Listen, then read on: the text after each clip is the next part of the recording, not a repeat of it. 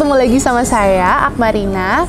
Kali ini berbeda dengan episode sebelumnya, aku mau membahas tentang how to be an entrepreneur in the young age. Nah, kali ini aku pengen membahas tentang pengalaman aku aja sih, tentang apa yang sudah aku jalani dan bagaimana cara memulai bisnis waktu di usia 20 tahun. Kemarin itu kan aku habis diundang sama salah satu kampus atau universitas di mana universitas itu tuh pengen mengaktifkan kewirausahaan dari anak-anak muda zaman sekarang nih. Kali ini kan banyak banget nih, lagi corona begini, banyak banget yang bingung gimana sih cari kerja, terus juga bagaimana cara mengaktifkan sosial media untuk diaktifkan supaya untuk menjadi media sosial untuk jualan gitu.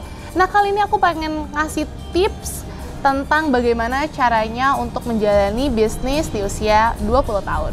Nah, aku pengen sharing juga sih, pertama kali aku berjualan itu, waktu itu usia 21 tahun. Dan waktu itu aku masih kuliah dan menjadi koas atau dokter muda.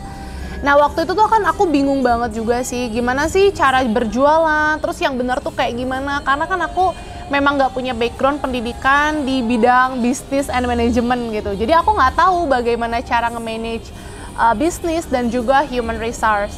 Nah, brand ini sendiri aku ambil dari nama aku. Kenapa sih? Karena waktu itu aku masih bingung banget how to build a branding, how to build first impression to our customer. So aku pilih nama aku sendiri. Dan memang kebetulan waktu itu orang tua aku sudah mendirikan suatu bisnis dengan nama brand tersebut. Jadi aku pikir ya udah yang gampang dan juga bisa dijalanin secara cepat ya nama itu.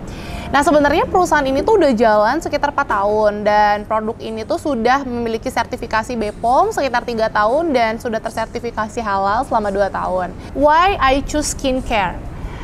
Soalnya kalau menurut aku memang kita tuh harus bisa menjalani suatu usaha tuh di passion kita gitu. Karena kalau misalkan itu nggak passion, itu akan menjadi terasa berat buat teman-teman yang sedang menjalani usaha. Karena memang nggak gampang banget untuk menjalani usaha karena banyak banget lika-liku dan juga permasalahan. We have over 4 years professionalism in field of aesthetic. Jadi udah 4 tahun kita jalani bisnis ini. Lalu juga we listen about customer demand, terus juga we listen about customer complaint. Jadi semuanya tuh biasanya aku evaluasi dan aku rangkum dalam suatu laporan kinerja perusahaan gitu. Dan selama pengalaman 4 tahun menjalani usaha ini banyak banget masalah-masalah yang udah aku hadapi, dari mulai stok barang, terus juga dari mulai human resource, terus juga dari arus kas atau financial plan, itu banyak banget masalah. So sekarang aku langsung rangkum beberapa tips untuk teman-teman bisa jadikan acuan untuk mempermudah teman-teman untuk menjalani bisnis pertama kalian. Nah, dalam menghadapi suatu bisnis ataupun persaingan secara global, kita sebagai pengusaha biasanya mengalami 3 kesulitan yang memang sering banget dihadapin. Yang pertama adalah quality development. Jadi memang ketika kita menjual sell the product, of course kita harus adding value terhadap produk yang kita jual. Kenapa? Karena sebenarnya misal contoh aja ya, kayak misalkan kerudung yang jual banyak, skincare yang jual banyak, tapi what the value you adding to the product gitu. Jadi kalau misalkan kalian bisa nambahin value ataupun nilai tambah dari produk itu, orang bakal tetap ngejar si produk kita. Dan salah satunya adalah dengan cara quality development. Jadi kita harus benar-benar memastikan produk yang kita jual itu kualitasnya baik. Yang kedua adalah market needs. Balik lagi, kebutuhan yang kita bisa jual adalah produk yang memang dibutuhkan oleh customer. Karena kita pasti bakal minta feedback dari customer, apa sih yang mereka butuhkan, apa sih yang mereka inginkan supaya mereka tuh want to pay gitu, willing to pay lah gitu ibaratnya. Aku bisa kasih saran buat teman-teman, bisa mungkin membuat Google Form yang bisa diisi sama customer kalian. Setelah customer kalian tuh membeli produk, kalian bisa share Google Form yang menunjukkan tentang tingkat kepuasan produk, misalkan tentang cara pelayanannya, kecepatan pengiriman, ataupun tentang kualitas produk yang mereka dapatkan. Nah, yang ketiga adalah human resource management. Nah, ini menjadi suatu isu permasalahan ketika UMKM ataupun usaha bisnis yang menengah itu sedang mulai growing up atau mulai membesar. Otomatis kan butuh employee yang cukup banyak dan mulai bertambah gitu. Otomatis sebenarnya banyak sekali aplikasi yang bisa digunakan buat teman-teman mempermudah tentang Human Resource Management ini. Nanti linknya bisa aku tulis di bawah ya. Yang mungkin bisa teman-teman capai saat ini, mungkin kan nggak semuanya orang bisa capai. So, kalian nggak perlu takut untuk memulai suatu bisnis. Kenapa? Karena kalian nggak bisa bandingin apple to banana, kayak umur kalian 20 tahun dibandingin sama orang-orang yang udah sukses menjalani bisnis di usia 30 tahun. Itu pasti memiliki pengalaman yang berbeda, terus juga memiliki skill dan juga perjalanan hidup yang berbeda. So, kalian jangan pernah takut untuk mencoba. Karena ketika usia 20 tahun, habiskanlah kuota kegagalan kalian untuk menjalani suatu bisnis.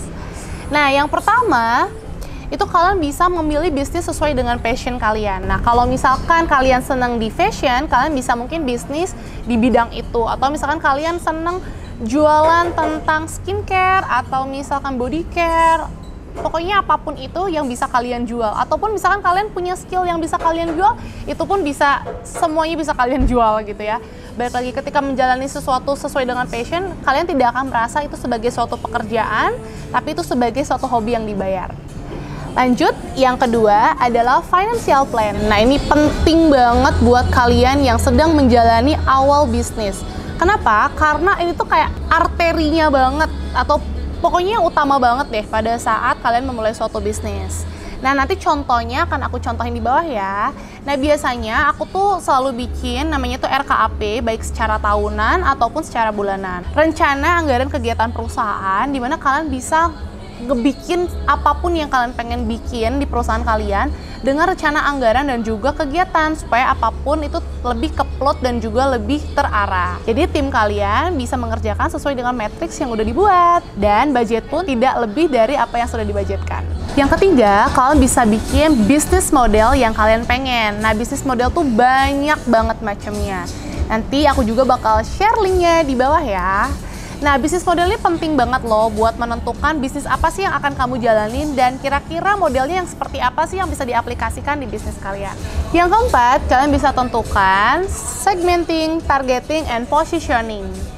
Nah, di sini kalian bisa tentukan kira-kira market apa sih yang sangat cocok dengan perusahaan kalian. Misalkan usia wanita, usia 18-25 tahun, pekerjaannya misalkan pegawai swasta dengan penghasilan range sekian sampai sekian. Supaya untuk memudahkan kalian untuk menentukan bisnis model apa yang cocok dengan bisnis kalian. Lalu yang kelima adalah menyiapkan produk ataupun layanan yang akan kalian jual. Nah, bagaimana cara menyiapkannya? Otomatis kalian harus menyiapkan value yang akan kalian tambahkan terhadap produk kalian. Supaya customer kalian itu merasa willing to pay. Jadi tidak merasa keberatan untuk membayar si produk tersebut.